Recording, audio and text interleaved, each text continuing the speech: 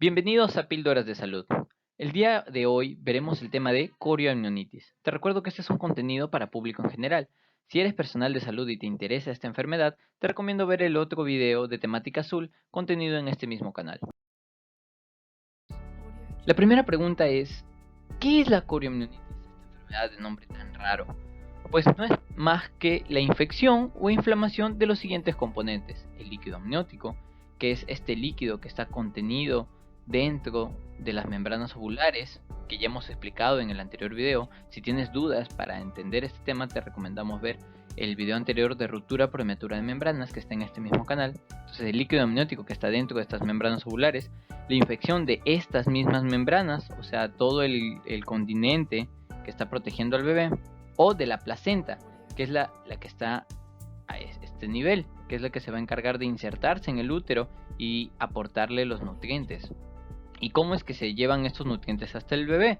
A través del cordón umbilical, que conecta la placenta con el bebé y que está por aquí, ¿ok? Esto contorneado es el cordón umbilical, que le va a aportar los nutrientes. Entonces, cualquiera de estas estructuras que hemos señalado puede infectarse, y su infección nos conduciría a la denominada corioamnionitis. Ahora, ¿cómo saber si tenemos corioamnionitis? Pues la sintomatología más típica es la fiebre. Sin embargo, la fiebre puede presentarse en muchísimas otras condiciones, como por ejemplo el trabajo de parto per se, o sea, un parto común y corriente puede condicionar un incremento de la temperatura, algunos anestésicos o cualquier otra infección, como por ejemplo las infecciones del tracto urinario. Estas, que es la infección más frecuente del embarazo, podría condicionarnos a fiebre. Entonces la recomendación ideal es que este diagnóstico sea evaluado por un personal capacitado, correcto, el personal de salud, porque no solamente evalúan la fiebre, sino evalúan una serie de otros parámetros que juntos con la fiebre nos van a dar el diagnóstico de corioamnionitis. Pero si a ti ya te dijeron que tienes corioamnionitis y quieres entender más esta enfermedad, continuemos. Entonces, ¿qué hago si es que me dicen que tengo corioamnionitis? Pues obviamente seguir las recomendaciones del personal de salud.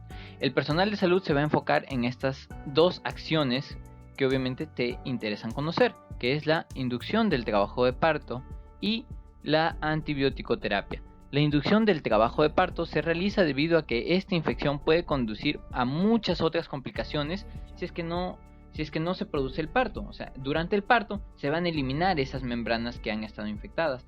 Por tanto, se disminuye mucho el riesgo de otras complicaciones que vamos a ver más adelante. Por tanto, a través de medicamentos se trata de acelerar o iniciar este parto. Además de que, como es una infección, como ya hemos mencionado, el tratamiento base de toda infección es los antibióticos. Por eso se realiza una antibiótico-terapia. Obviamente todo esto se hace en un entorno hospitalario. Por tanto, debes de tener en consideración de que si aún no has estado hospitalizada, lo más probable es que te hospitalicen. Correcto, continuamos. Ahora, otra duda que puede surgir es ¿qué produce esta enfermedad? Pues esta enfermedad es producida de forma polimicrobiana, quiere decir que hay muchos organismos encargados de la producción, muchos microorganismos, bacterias, que van a ser los causantes de esta enfermedad. ¿Cómo llegan? Principalmente por vía ascendente. Como podemos ver aquí hay otras vías, pero la que más nos interesa es la vía ascendente. Como hemos ilustrado en nuestro video anterior, el útero, que es como una pera invertida, está conectada con la vagina en su parte inferior. Y vimos una imagen del aparato reproductor femenino. En la vagina pueden existir diferentes microorganismos. Estos microorganismos por vía ascendente pueden subir, y si se está produciendo una gestación en ese momento, podrían producir la infección de esas membranas, correcto, y producirse así una corioamnionitis. Es la forma más frecuente, la forma ascendente en la cual se produce esta enfermedad. Sin embargo, hay muchas otras. Ahora, ¿qué factores de riesgo, o sea, qué condiciones aumentan la probabilidad de que yo pueda desarrollar una corioamnionitis? Pues la ruptura prematura de membranas. Es por esto es que este tema lo vemos a continuación de haber visto el tema de ruptura prematura de membranas, además del trabajo de parto prolongado. Es decir, que mientras más tarde en producirse el parto, mayores van a ser las probabilidades de que se produzca esta infección de las membranas, esta corioamnionitis. Finalmente hay otras condiciones, por ejemplo, en un RPM realizar más de 6 tactos vaginales, algunas bibliografías dicen incluso 3, podría aumentar la probabilidad de que éstas se infecten, por tanto producir una corioamnionitis. Otras son las que hemos mencionado aquí y que las dejamos allí por si tengan alguna duda sobre alguna de ellas y necesitan que se les explique. Ahora, la duda más importante y con la que usualmente suelen empezar es ¿qué podría pasarme a mí o a mi bebé? Para esto vamos a ver que las complicaciones las dividimos en dos, en maternas y fetales, ¿correcto? Antes de empezar a describirlas, queremos mencionarte de que estas complicaciones suelen presentarse solo si no se tiene el manejo adecuado. Cuando se realiza el diagnóstico temprano de esta enfermedad y se toma las pautas y medidas necesarias, la probabilidad de que se produzcan esas complicaciones disminuye considerablemente. Por tanto, es importante que acudas a tu centro de salud y que realices tu correcta atención y control prenatal. Listo, continuamos. Entonces, ¿cuáles son las complicaciones o qué problemas podría tener la madre o el bebé? Las complicaciones maternas son la endometritis, que es una infección del útero, que es el que estaba conteniendo estas membranas que están infectadas en la corioamnionitis, en el dibujo que habíamos hecho, ¿recuerdan? Puede pasar hacia las paredes del útero y complicarse con una endometritis. Otras son anomalías en el parto, puesto que debido a que estas membranas, ¿no?, que cubren al bebé van a estar infectadas y van a infectar al útero que está a su alrededor. Este útero es un músculo, por tanto tiene la fuerza de contraerse para producir el parto, ¿correcto? Es la forma en que el bebé luego desciende.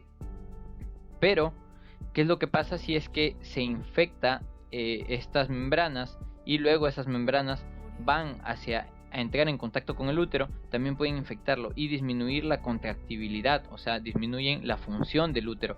Por tanto, el parto no va a ejecutarse de forma normal y pueden presentar anomalías en el parto, ¿no? Alteraciones, retrasos en este parto. Lo que a su vez, como dijimos, la prolongación del parto es un factor de riesgo, por tanto se forma un círculo vicioso, ¿no? La infección prolonga el parto y la prolongación del parto conlleva de nuevo a la infección.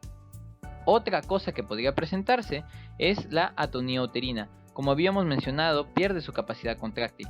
Después del parto se pierde todo el interior, por tanto queda vacío el útero. Entonces el útero tiene que volver a reducirse como estaba en un inicio, ser pequeño, porque de lo contrario todo esto empezaría a sangrar y las pérdidas sanguíneas serían demasiadas para la madre. Por tanto, esta reducción está a cargo de las fibras musculares que están adentro del útero. Pero si es que, como ya hemos dicho, por la infección estas pierden su capacidad contráctil, no van a poder regresar. Por tanto, presentan una atonía, es decir, pierden el tono, pierden la fuerza en el útero. Y la exsanguinación va a continuar, las pérdidas de sangre pueden continuar. Esto también podría ser una complicación grave. Finalmente, vamos a hablar de las complicaciones que podrían presentarse en el bebé. Las complicaciones que podrían presentarse en el bebé son tan graves como la muerte prenatal, asfixia, sepsis, quiere decir una infección generalizada en este nuevo ser que es tan pequeño y no tiene las medidas necesarias para defenderse de la infección, y problemas neurológicos como hemorragia interventricular, además de muchos otros retrasos. Si en caso se llegara a la supervivencia, hay muchos retrasos del desarrollo, además de alteraciones neurológicas, incluso la parálisis cerebral infantil, que son temas muy graves. Por tanto, es importante que ustedes conozcan esta enfermedad y que actúen de acuerdo a ella, ¿no?, con la calma y la premura necesaria y haciendo caso a todas las recomendaciones que les dé su médico tratante. Esto ha sido todo por esta oportunidad, espero que haya sido de su agrado.